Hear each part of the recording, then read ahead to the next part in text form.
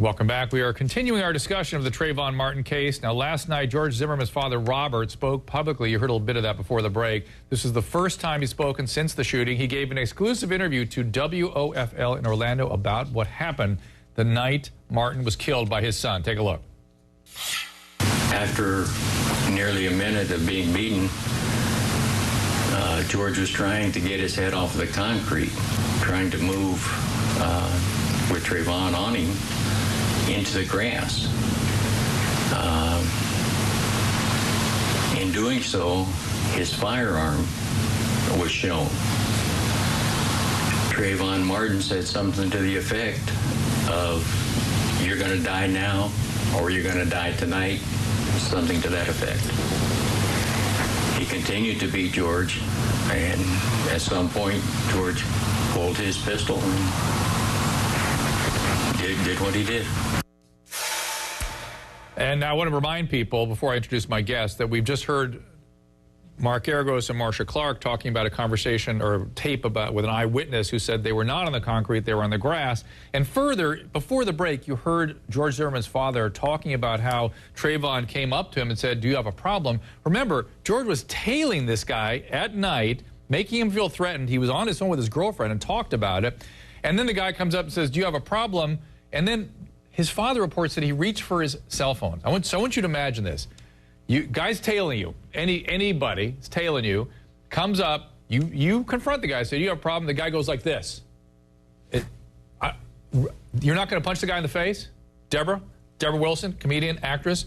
Would you punch that guy in the face? First of all, let's go back to the very beginning. None of it makes any sense. It doesn't make common sense. Now, the father says that he was actually being beaten, that his son was being beaten for a minute. If you're talking 60 seconds, that's a long time for a young man who was 17 years old and 140 pounds to hold down and accost and keep down for over 30 seconds. Yep. Let alone a minute. For over 30 seconds, a man who was over 240 pounds. Yep. Now, at this point, we have to look at all of the facts and then corroborate them with any other information we have. So now let's look at the surveillance tapes of this man being brought in, and where there is no injury to the back of the head. Looks pretty good. There's no injury to the face. Not only that, but if there were injury that were being sustained at that time or prior to, wouldn't the police officers have rubber gloves on to prevent themselves from any microbes or any germs or any infections? If you broke a nose, there's a lot of bleeding. This is that surveillance tape we're looking at right now. I want to introduce my other guests. I have the editor of GlobalGrind.com,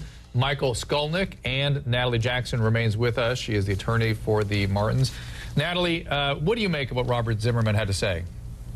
You know, it's hard to come down on Robert Zimmerman. He's a father. He's going to do what he needs to do to protect his son. He knows that his son is in trouble, and he's going to do what he needs to do. The problem with what Robert says is that he doesn't give the same consideration to Trayvon's family. You know, it's okay to defend your child, but don't do it at the detriment of someone who was an innocent child, somebody's baby, who did nothing wrong.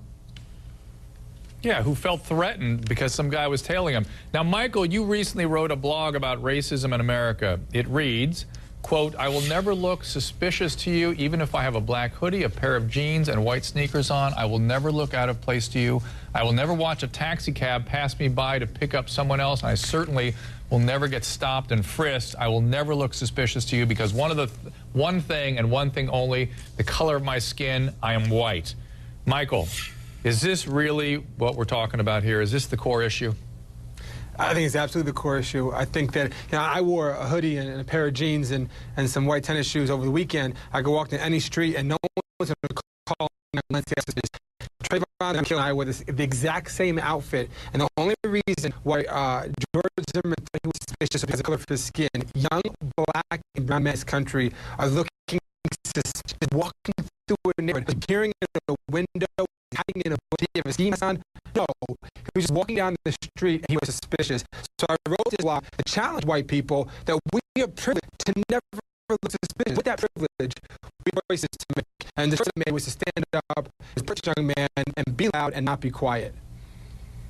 Deborah, isn't that bullshit? Isn't it There are a lot of core issues here. But I understand that justice for Trayvon is a core issue, but I'm not an attorney. You know, I don't know. I hope justice will be served. But as a clinician, as somebody who's interested in the human experience, I see what Michael's talking about as really a central feature here. No, I'm looking at the human experience, and I think the human experience is really the core issue. The human experience. I think we tend to break it down by race because that is what is viscerally attacking us, and that is what is viscerally presented to us. But if we look at a larger aspect of it, if we look at a larger aspect of society, we're living in a godless society where we are not beholden to anything greater than ourselves. And racism happens to fall under that umbrella.